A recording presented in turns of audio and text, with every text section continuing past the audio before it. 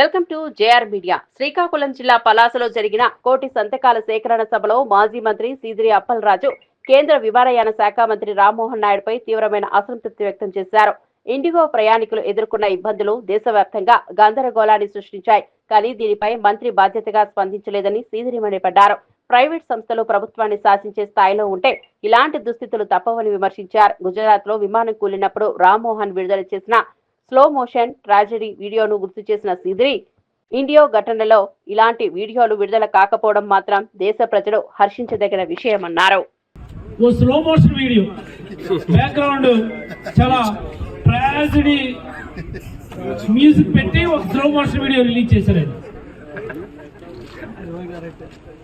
అలాంటి వీడియో ఈసారి పెట్టలేదు, అది మనం సంతోషించాలి.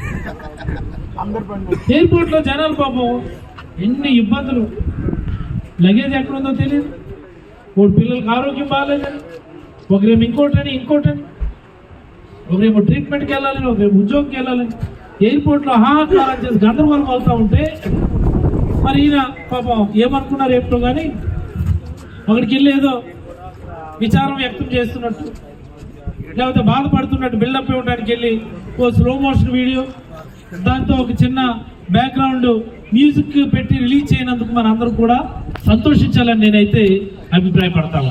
నాకు అర్థమవుతుంది, మీరు కేంద్ర మంత్రిగా ఉన్నారు, మీ ఆధ్వర్యంలోని డీజీసీఏ రన్ అవుతుంది. డీజీసీఏ వాళ్ళు ఎప్పుడో మీరు ఎఫ్డిటిఎల్కి సంబంధించినటువంటి గైడ్ లైన్స్ రిలీజ్ చేసామంటారు.